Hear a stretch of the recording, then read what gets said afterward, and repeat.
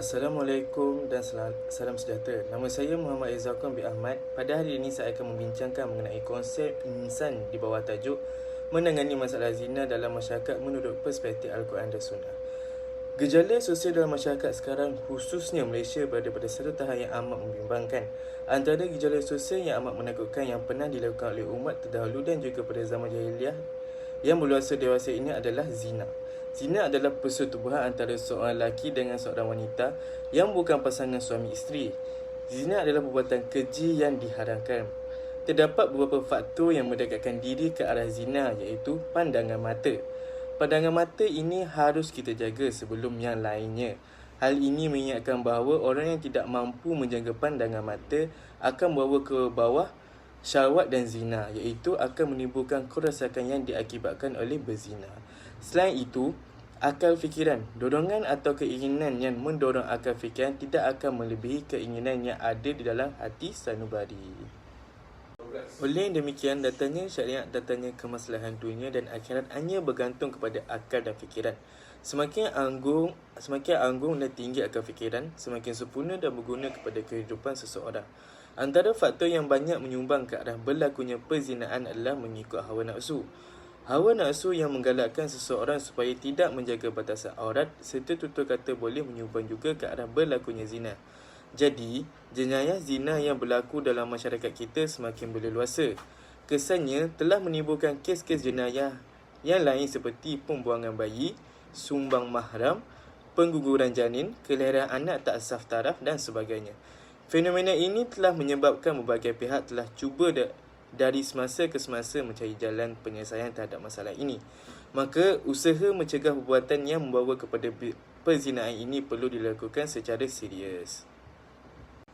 Allah SWT telah meletakkan zina adalah sebagai dosa besar dan yang menjejaskan kemuliaan, keturunan, kesucian serta kehormatan diri manusia.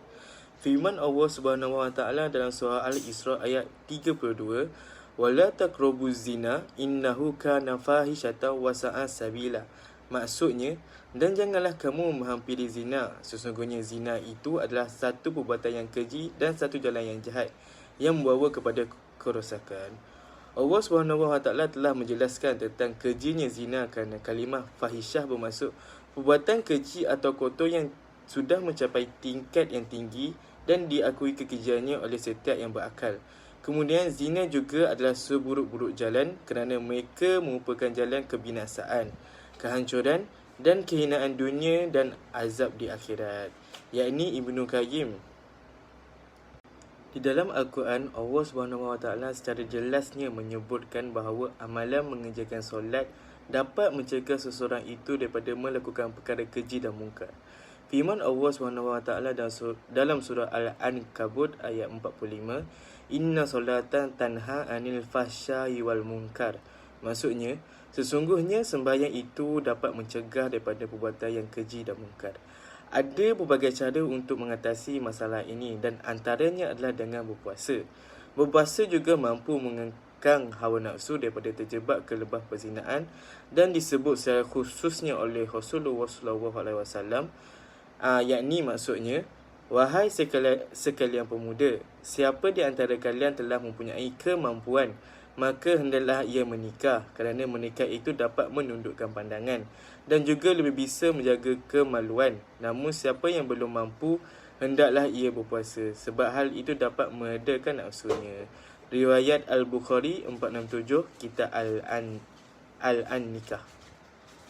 Jadi, kesimpulan yang kita dapat lihat dari tajuk kita pada hari ini adalah antara jalan penyelesaian terhadap masalah zina iaitu dengan tidak mendekati pintu-pintu atau perkara-perkara yang boleh membawa kepada zina dan sebagainya. Al-Quran secara jelas telah melarang umatnya mendekati zina bagi mengelakkan bahayanya zina ini. Ini adalah kerana kajian mendapati faktor utama berlakunya maksiat zina ini adalah daripada kejahilan masyarakat dan kurangnya kesedaran terhadap faktor-faktor yang menjadi punca kepada pelakuan zina.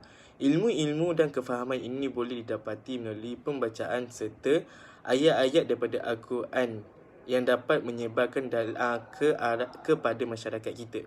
Jadi, kita dapat mengupas beberapa ayat daripada Al-Quran dan As-Sunnah dalam menangani masalah ini dan menjelaskan punca-punca kepada pelakuan zina dan bagaimana jalan penyelesaiannya.